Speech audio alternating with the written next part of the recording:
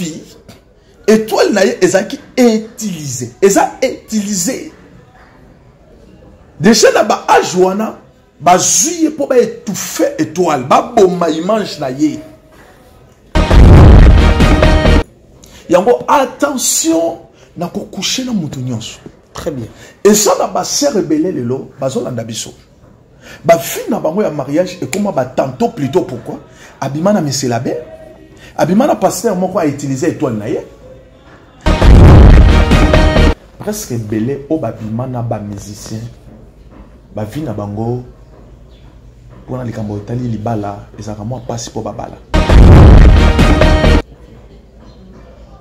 ba vie na bango etikala kana ba moment ya boy na ba vie ya boy ba o babima na ba musicien presque belé soki na binda bandotala ba o babima na ba musicien kotala mona mwasi oyo aleki na media azoloba agelte na yebi profondeur ya likambo azolobela mingi te mais na ba époque wana to yebaka to mona na ba media na ba 2005 azobina na ba âge ya 11 ans. Oui. En réalité na âge ya 11 ans aoki ko telema en public te pour bina ezanga déjà moto ba livré déjà azalaki déjà vite azata na symbole ya molimo na nzambe to eko protéger le temps que ba para bandima qui est kozala ko livrer mona na ye en public c'est que jeune fille wana azalaki déjà manipulé mais eza de loko moko ezoleka awa tango ba manche ba moni étoile ba ye liboso ya roi Hérode ba yebi c'était que to moni étoile les autres ba bi to moni roi asani un roi aîné. C'est que depuis naissance ya mutu mutu azalaka déjà roi. Très bien. Depuis libumu ya mama na ye aura ya mutu mona déjà que o azamo konti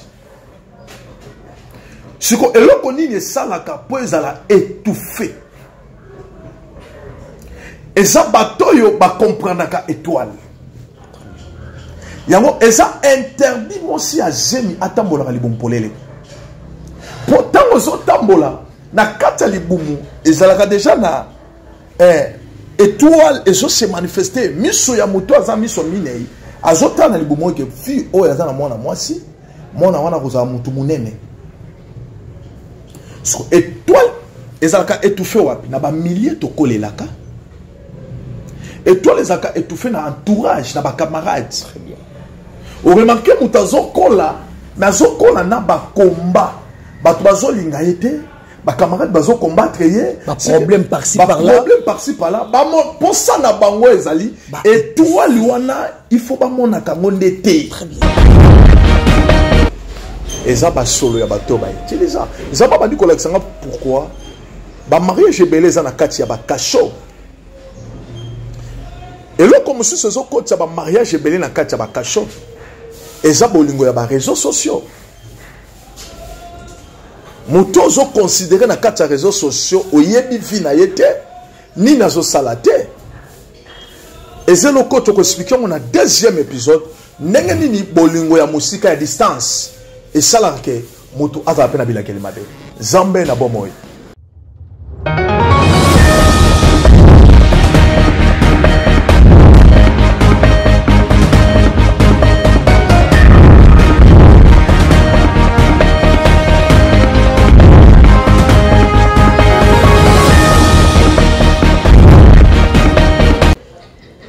Mbote bande ko balandi ya émission Plateau des Adorateurs Oyo et Kambami Nangai Wabino Nathan Mwamba, communément appelé la conscience de mieux faire. Et ça la sengo penza mingi ya koyeba ete bozali ebele liboso ya betando ikena bino liboso ya ba téléphone na bino liboso ya ordinateur na bino et ça dépend de la manière à laquelle que vous avez à nous suivre à cet net moment. Tika ete nzambe alola a pambola pe abomba moko na moko. Tolobaka ete émission Oyo Plateau des Adorateurs ezalaka kaka émission simple te to chaîne O et HP Media ezalaka nanu lisanga ya basantu nanu. Alors na benga kabino nyonso boya kolanda biso lokola kaka ba émission te kasi bosala ndenge bibie le bina biso esika oyo mibale misatu bakutani to basangani na kombo ya nkolo mokonzi boye ba ete ye azali na kati na bango. Alors aujourd'hui encore une fois de plus nous sommes revenus encore pour prendre l'homme de Dieu à la personne du prophète Passy Bomolo. Avec lui, je pense que l'autre fois, on a eu un peu à parler sur tout ce qui était comme révélation. Franchement, cela n'était pas préparé. Et ça qui moi makele le penza moi makasi mais nangolu ya nzambe botala esika kani oto sukilelo nzambe apambola bino ba bolinga biso te biso to linga bino mingi et bino pe bo mesa ko linga biso to continuer ka ko linga bino ba ba sambela ka pona biso. En tout cas, Nzambe Alola a Pambola Moko na Moko. Merci beaucoup à Dédé Myongo, celui qui est derrière la caméra. Merci à toi et merci également à Maman GH, à Papa Osé Amani. Et pourquoi pas dire un grand merci à notre sponsor officiel de l'émission Plateau des Adorateurs, CQE, ou à la personne de notre Seigneur Jésus-Christ. Merci beaucoup pour le souffle de vie et merci pour la force. Oso continuer à couper sans abisso. L'homme de Dieu est déjà là sur ce plateau, prophète Passy Bomolo, à qui j'ai dit shalom. Oui, shalom, papa Natama. Papa Boni santé. Non, Nzambe azana bomo yango tozali. To brisé ba étape to banana lo sambo po to kende malamu na émission na biso mokolo lelo. Nzambe o azali Nzambe uta mokilo ebanda Yesu Masia. To pesio merci. Tika ete moment oyo yozala Nzambe la biso. Tika ete ba bazolanda biso ba bika loboko na yo. To longoli nyonso eza yo teza la mosika na kombo na Yesu Christo Masia de tolobi. Amen. Amen, amen, amen. En tout cas, papa, merci beaucoup encore une fois de plus pour votre sympathie. Merci pour votre disponibilité. Amen. Je dis aussi merci à vous tous. Yo aujourd'hui ba ko landa biso pona mbala yambo et sala ndenge baninga nyonso basala. Commencez tout d'abord par vous abonner massivement et ne vous limitez pas là. Cliquez sur la cloche pour ne rien manquer de nos notifications. Prophète Passy, encore une fois de plus, dans notre plateau, deux adorateurs. L'homme de Dieu, Boni Basango ya Libota na Nzambe Mobimba. Oui, Basango ya Libota na Nzambe Zole Kamalam. Nzambe atiki biso te azo pambola biso. Nzambe oyo aza malamu azo protéger etonga na ye pas to protéger ba na Nzambe etonga Zole Kamalam po ke Yesu moko na lingi. Etonga Zole Kamalam po ke Yesu moko lingi. L'autre fois, Simba, en tout cas, on ne peut pas directement entrer dans l'émission sans pourtant toucher aux actualités. Je pense que Nyonso Oe Komaka, il a toujours une signification sur le plan spirituel. Commençons d'abord par notre actualité du jour, tout en passant, si vous avez un mot à dire pour nos frères et sœurs qui sont dans l'est du pays.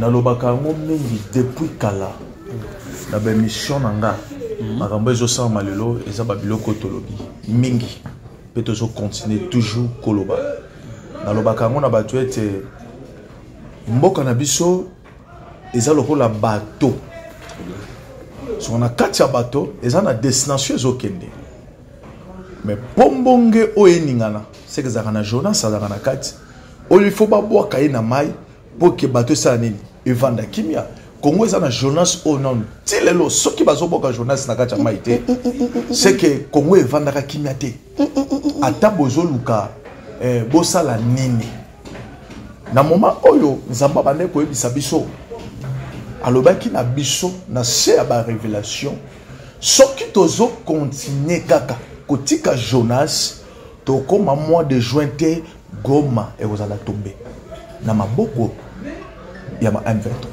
attaque. OK. Et ça biloko oyo il faut gouvernement congolais et téléma. Dans la révélation moko na zobane ko comprendre ngo bien té mais na 3 jours on a ko comprendre ngo na moni batu bazo ta musika bazo ya mbango. OK. Batu wana baneko ya basimbi basi bazo kimba na bango mais mibali batelemi bazo tala na bandi ko tuna lobe na Nzambe Nzamba bandi ko ebisanga lobi mwasi azaka sentinelle déjà na kati ya ndako soko moni moyibi aye abandi kokima na mwasi c'est que ndako wana kotikala vite mobala koka ko gérer ndako te mobala atikala jamais ko gérer ndako mais mwasi ne mutazera ndako mais ce que les gens bandi ko remarquer bandi kokima na mwasi c'est que ndako etikala nini etikala vite c'est que sécurité za soutien na kati ya mboka na biso na Congo ya lelo soki président de la République asali kosangisa même opposant même ye soki boyokani atikali jamais koyokana na bango mandat na ye ekozalaka na kimia te pourquoi même na kati ya bato ya za na bango baza ba traître baza ko collaborer na ba M23 yango siko mongu na comprendre il faut nazwa mwasi na kima na ye pour que porte ndako na etikani etikala vite. Alors à ce que vous avez dit comme révélation, qui est la femme et qui est l'homme, essayez un peu de nous détailler tout ça. Mon frère Nata na ina bisolo komoko soki na kati ya ndako mwasi na mobali boyoka nezate ndake kota na trouble biso moko na kati ya Congo mwasi azaka congolais mobali pas za congolais soki boyokani ezate biso moko boyokani ezate mutalibanda jamais akoya kopesa kimia na kati ya Congo totika koluka France aya kopesa kimia na mboka totika koluka Russie aya kopesa kimia na mboka eloko ni toki kosala il faut tozwa Jonas tobo akena mai na kati armée congolais ezana ba généraux rwandais bangonde ba Jonas mon frère na ko bisolo ko moko tozobunda nation na nation bazoonela ni mabelo ya yo moko na ina peso lisesement ko na Bible na kati Egypte ba Israélite bazalaki liseso nazo pesa yo oko comprendre likamo na otoloba ba Israélite bazalaki na kati Egypte ba vandi ba umeli mokolo moko égyptien moko conseiller généraux abandi koyebisa roi pharaon abi nazomona batu oyo bakomi ebele ba hébreu bakomi ebele bazo continuer kobota koleka biso bakolomboka soki to bandi ko continuer kotika bango un jour ba oboto la biso mabele roi tunie ni to kosala abi il faut to boma ba hébreu tout bazana zemi bana mibali nyonso tout osani to bana ko boma bango po ba oyo bakotikala bakobanga eloko ezoleka na kati ya mboka na biso na République démocratique du Congo eza moko ozo remarqué bazoboma mingi mibali bazokufa soki baye bakuti mwasi na mobali bakozwa mobali babomi bazwi mwasi soki aza na age mokolo babomi batiki mwana pourquoi calcul na bango ezali ya lobi ya Congo ya lobi ke bato mikolo bayebi histoire oyo soto bomi bango bano bakotikala bakozala na retard déjà tozwi bokonzi déjà tozwi mboka tozwanga notage il faut toboma bango yango remarqué Moïse malgré babokolaki Moïse na kati Égypte malgré bakolisi Moïse na palais royal malgré Moïse a koli na kati ya palais ya Pharaon mais suka Moïse a réclamé ki makila na identité mais babetela ke lisolo te koza hébreu très bien en tant que Congo ezokolisa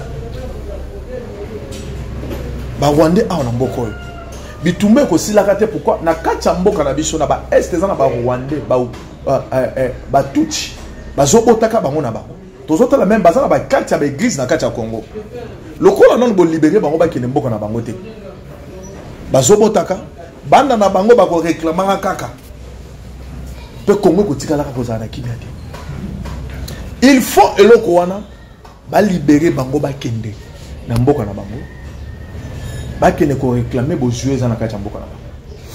Merci beaucoup l'homme de Dieu, je pense que c'était trop profondeur, c'était trop profond et que Dieu vous bénisse encore une fois de plus. Amen. Pour toutes ces révélations. L'homme de Dieu, il y a une situation où ils ont bardé dans la Katiambo-Kanabiso. Où ils ont une question. Et pourquoi tout ça? Je pense que rester dans les analyses n'est pas un péché. Et parler de nos frères, musiciens profanes et bazaka bande Kanabiso. Il y a une situation qui se passe entre un grand icône de la musique Nabiso Yamboka au nom de JB Mpiana. Par là, la question est celle-ci. Na œil spirituel par rapport à tout ce qui s'est passé où ils allaient entre JB Mpiana na moi Nantsuka. Wazaki danseuse naïe ou ex-danseuse naïe. Onyo Solobamiki, voilà, ils ont été ensemble. Est-ce qu'ils ont un lien spirituel là-dedans? Ou ils ont un normal sentiment comme Batunyoso? Zamba Pamboloyo, n'a vraiment que Simba Babiloko, mais il faut que Simbango, tu m'as expliqué, bande qu'on a biso bassi. Très bien. Ba maman na biso, Oyo, Bazana Bana. Bazobota pe bana bazokola surtout bana oyo ba maman bozan Europe bozolanda nga très bien bozan Amérique nazi oyo botika bana ya basi ya mikie na kati ya Afrique bazokola pa bandeko pe bazokola pa ba mama kulutu bazokola pa ba koko na ina bisayo eloko moko papa Nathan la spiritualité et contact na vie à moi en Nzambe. Kota la histoire oyo. Na ina bandobe tanon de solo moko. Bande ko na biso mingi ya basi. Mabina. Presque belé o babima na ba musicien. Ba vi na bango pona likambo tali libala ezaka mo pasi po babala. Ba vi na bango etika la kana mama ya boy na ba vie ya boy ba o ba bima na ba musicien presque ebelé soki na mina bando tala ba o ba bima na ba musicien kotala mona mwasi oyo aleki na media azoloba agelte na yebi profondeur ya likambo azolobela mingi te mais na ba époque wana to yeba kai to mona kai na ba media na ba 2005 azobina na ba âge ya 11 ans. Oui. En réalité na âge ya 11 ans a qui ko telema en public pour bina ezanga déjà moto ba livré déjà azalaki déjà vite azata na symbole ya molimo na Nzambe to eko protéger le temps que ba para bandima qui est kozala ko livrer mona na ye en public c'est que jeune fille wana azalaki déjà manipulé. Mais il n'a pas expliqué comment on va bosser na ngo. Donc il kotanga na Matthieu. Oui. Matthieu chapitre 1er verset 2. Matthieu chapitre 1er verset 2. 2 verset 1er. Ah OK, fallait dire ça. Matthieu chapitre 2 verset 1er. Jésus étant né à Bethléem en Judée. Yes. Au temps du roi Hérode. Voici des mages d'Orient arrivèrent à Jérusalem et dire: où est le roi des Juifs qui vient de naître? Car nous avons vu son étoile en Orient et nous sommes venus pour l'adorer. Banani bamonaki étoile wana bamage baye ko yebisa roi nini roi asanene abotami na ina simba eloko moko ya étoile ya kobotama ya moto. Nalobaka ngo mingi motu abota makana étoile ya kozana mokonzi. Motu abota maka na étoile ya ko réussir na vie. Motu abota makana étoile il y a réussite, même il y a mariage. Mais ça ne comme ils ont les cas. Tango, ba manche ba moni étoile, ba yeli bosso ya roi Hérode, ba yebi c'était que to moni étoile les autres, ba bi to moni roi asani, un roi aîné. C'est que depuis naissance ya mutu. Mutu azalaka déjà roi. Très bien. Depuis le boum ya maman na ye. Aura ya mutu. Aura ya mutu mon a déjà que o azamo konti. Siko eloko nini esalaka po ezala étouffé. Eza batoyo ba comprendaka étoile. Yango eza interdit mosi a zemi atambola ka libompolele. Pourtant ozo tambola na kata libumu ezalaka déjà na étoile ezo se manifester miso ya moto aza miso minei azota na libumu ke fi o ya na mwana mwasi mona wana kozala mutu munene. So étoile ezalaka étouffé wapi na ba milliers to kolelaka. Étoile ezalaka étouffé na entourage na ba camarades. Très bien. O remarquer mutazo kola na zo kola na ba combat. Bato bazo linga yete ba camarades bazo combattre ye ba problème par-ci par-là. Problème par-ci par-là. Ba pour ça na bango ezali étoile wana il faut ba mona kango ndete. Très bien. Bango bazala bezo ba mona kande étoile wana te. Pour chaque tabazo mona yo, bazo bundisa nzoto te, bazo bundisa étoile ezakati na yo. Bazo luka ba étouffer yango. Pour yango ba yebi ke lobi na yango ekozala mutu. Yango remarqué Hérode tant azo remarqué que ba yebi si roi. Hérode abundisa ba bisi mwana te. Hérode abundisa kombo ya roi. Amen. Avec ce que adversaire moko azoya kolongolanga na kiti ona vandi. Amen. Hérode abundisa comme musu Hérode abundisa roi. Roi eza na image ya lobi ya mutu. Cette fille étoile na ye ezaki utilisé. Eza utilisé. Déjà na ba âge wana ba zuye po ba étouffer étoile, ba bomba image na ye. Yango attention na ko coucher na mutu nyonso. Très bien. Et ça na ba sœur rebelle lelo bazolanda biso.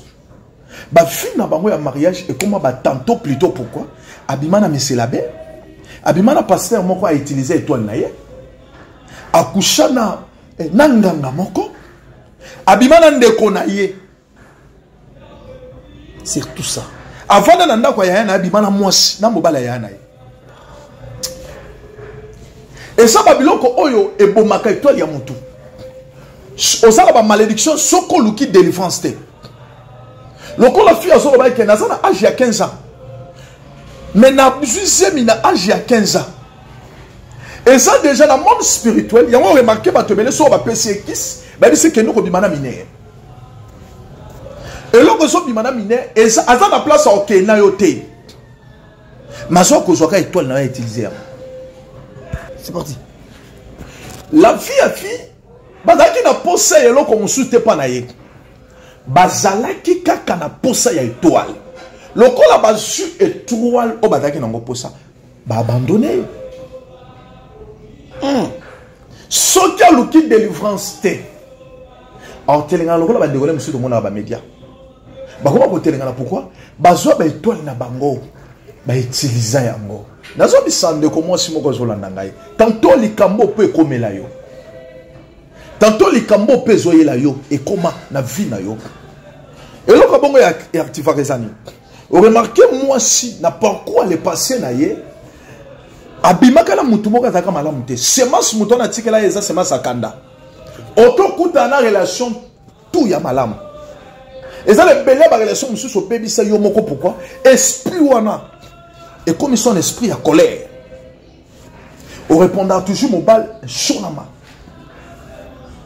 Et ça va maman mususu. Moi c'est mususu au cours à l'ali. Mais na kat ya vie na ye lokola ba utiliser étoile na ye. Pense azon banda kolota bandoto lokola azana famille o yesika na ndopango bana ko kolela. Rétrogradation. Azo zonga. C'est que na babiloko wana okotikalaka jamais kovanda katanda kalibala. Zamba peso kimia soko loki délivrance ne loko wana. Amen. Surtout na bato babima na bato loko là-bas, serviteur de Dieu. serviteur de Dieu atikela semence moko na kata nzoto obimana sango moko sango wana atikela semence moko na kata nzoto obimana nganga moko ayebisaka bi mama sukola mai oyo soko sukoli yango oko protéger libala na boko protéger vie na yo na suka nango aluka coucher na yo yeba ngo ke a utiliser étoile ya mariage oyo yaki kosenga ye fille oyo mwana soki ya tsuka aza na étoile na ye eza déjà soki aluki nzambe te azoki na kufa na talie na misu ya bonzambe na moni comment azokene na trouble wana eluke mema esaka nazo mema ye na mort. Il faut aluka délivrance sinon vie na ye ekotikala tomona ba misusu atikala isolé babiloko bongo remarquer so ba pesio ba futo ba domanger yo pour déjà mouton déjà utiliser étoile na yo aluka futo pour étouffer. Très bien. Et ça les change na mbongo. Très bien. Loko na zoka leso na bi basali échange ya lopango. C'est que bazu étoile wana ba utiliser basali yango échange ba pesi lopango pourquoi atoke yo pour ça la bango mabe ezoate. Pour déjà on dimaki déjà lopango. C'est que maman na ye pas livré. C'est qu'il fallait pas besoin de quoi. Maman a livré moi pour accepter depuis longtemps. Babilo kabongo ezala. Maman ndimi sacrifice. C'est que baye monde de ténèbres papa, monde de ténèbres asa yango bible soloba neloko moko bible soloba sabiso bi monde de ténèbres etikala jamais ko ça le loko sans que ebi misali futa. Yango ta bazo teka Yesu badimisi mbongo. Ça l'échange. Il y a Christ Nambo. On ne donne jamais rien pour rien. Jamais. Jamais. Azaki utilisé depuis l'ange il y a 15 ans. Basali au continent 11 ans, basali 4 ans. Il y a autant l'étoile wana. Donc on va comprendre que toi le zamalam va étouffer un babo. Babomio. Et ça va vieux belé abatou bakufa bongo. Azotambo la méthode déjà kufa frère. Même un jeune garçon abimana maman mobimba. C'est tout ça.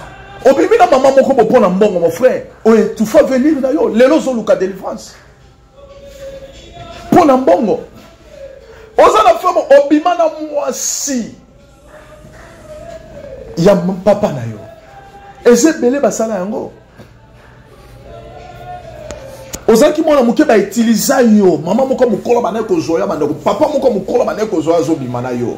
Naza na histoire moko nazo beta lelo na kanisa ngo mingi ta nazo tanga Bible na histoire congolais ayebaka teke o azo sala eza makambo oyo il faut eza ba film moko mibale na yebi na tanga place bazala été bazala jeune fille ya Kishasa histoire nazo beta yebi yango bakutana mobali moko ya mbongo mobali wana bakufaka na fuga na kati ya mutu kamoko fuga cercle bimaka na bikeko mibale eza na belé bazo utiliser bango pona mbongo.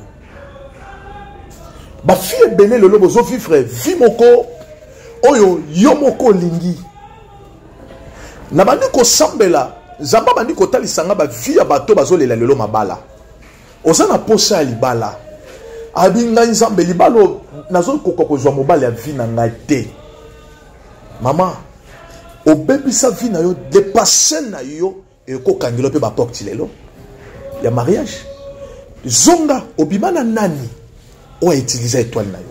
Et tous les actes étouffés kaka soko sangisa on étoile ya mabe. Et ça la mibali mususu bazana ba étoile ya mabe. Azaki déjà na malédiction depuis famille na ye. Et ça pas si mususu balakele mabe depuis kobota manaye. Mais eko kuta na yo. Yango avant obala avozo mobile mon frère ma sœur il faut tala nani oyo kokikozwa.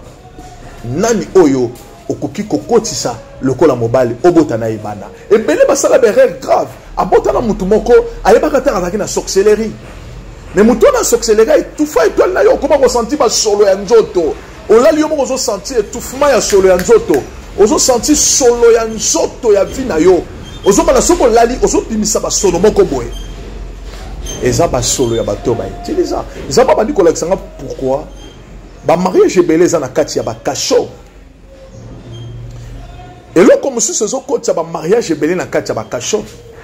Et ça, bolingo ya ba réseaux sociaux. Moto zo considéré na kati ya réseaux sociaux, oyebi vi na yete, ni nazo salate. Et c'est le côté que expliqué on a deuxième épisode ndenge nini bolingo ya musika ya distance et ça que moto aza pena bila kelimate Zambe na bomoy apambola biso. Amen, amen, l'homme de Dieu. Merci. Amen. En tout cas, Lélo, je sais quoi dire. Merci beaucoup. Et après une très forte révélation comme ça, il n'y a pas de commentaires à faire là-dessus. Merci, papa. Et si Kawane Bimeli, Zambe, à ton dissalusuko l'écart. Merci. Merci beaucoup à vous tous. Bino Baïbozu, Penzali Bakou, Yakolanda Biso, Tika et Nzambalola, Apambola Moko na Moko.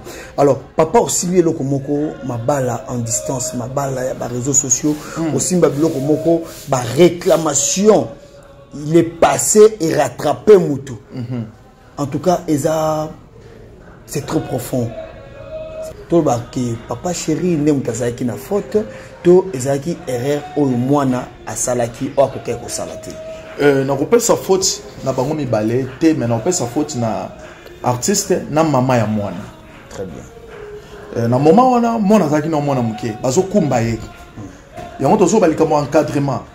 Koyeba ko encadrer mwana ko mema mwana tango zalo mwana za muke mema na classe pe la kisa ye Nzambe. Amen.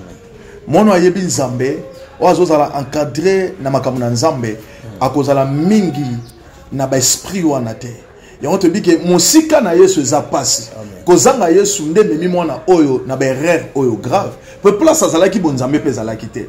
Ba memi na vie à prière te ba memi na vie à danse ko séduire nzoto kotika bolumbu esprit kotaka te et koti ba utiliser to lia mwana. C'est fini. Et ça ko la moment oyo il faut lukande délivrance akuta na pe na pasteur ya malamu.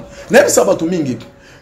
Délivrance et ça dépendre na même si ko zo kende pose à délivrance. Et ça, les belés bakutana batumoko pose la délivrance, laquelle est le soumabe. Na munazo appelle wana mingi. Maman qui a le délivrance, ça m'a coûté na pasteur dans la sorcellerie. La sorcellerie, même il y a serviteur de Dieu, et comme ma délivrance, mais quand tu es le sous na katia boumbu, puis quand tu es na en réalité, cette fille azan na katia boumbu moko, on a le langue délivrance. Maman na ye aye bignon parce que maman ndi mama belé, ba pesa maman le pain. C'est que maman livre moi na. Ce qui est l'autre, c'est l'homme de Dieu, le prophète Passi Bomolo, on peut sa toli moko na toli direct. Commençons par l'enfant, par rapport à tout ce qui s'est dit. Bokolo Banini. Le pesa conseil moko. Qu'est-ce que l'enfant doit faire maintenant? D'accord. Oyekoke Rosale Messie Salama. Si quand on a un moment de réparation, qu'est-ce qu'on peut faire ou qu'est-ce que la fille peut faire maintenant? Et là on a encore le à Lukanzambe pour la délivrance na ye. Lukan Zambé, aux années on a bon Jésus-Christ, il est le même hier, aujourd'hui, éternellement. Amen. Trop tard, pas na Yesu za la raté. Au Lukan Zambé, au bon le motema, on se repentir. Au tiki ma be salaki ya kala. Yesu za capable de yamba et père aux délivrance, pas au la vie à sika. Na mona ba danseuse monsieur super babala. Azaki danseuse ani yambi Yesu, pas zuli bala. Oya Zolanda, eza lokola Zolanda, azonga lisusu na kati ya kota na kati esclave, azoluka ba pesa ye mbongo. Mbongo wana ko boma ye. Mbongo zoluka, likolo ya mbongo nini batami. Tango zozo ba magistrat, ba avocat ya mokili, ba koya ba kolanda mbongo. Na sima mbongo, nini eza na se batami. Ya ona otondo bana debike, mwana o soka luki de France malamu te, ali nazo mona ezoke memi na kufa. Ezo mema na kufa. Nana livrer mwana, mama. Parce que maman, soka yebaki Yesu, alinga ndimate biloko ane kokisa. Esale.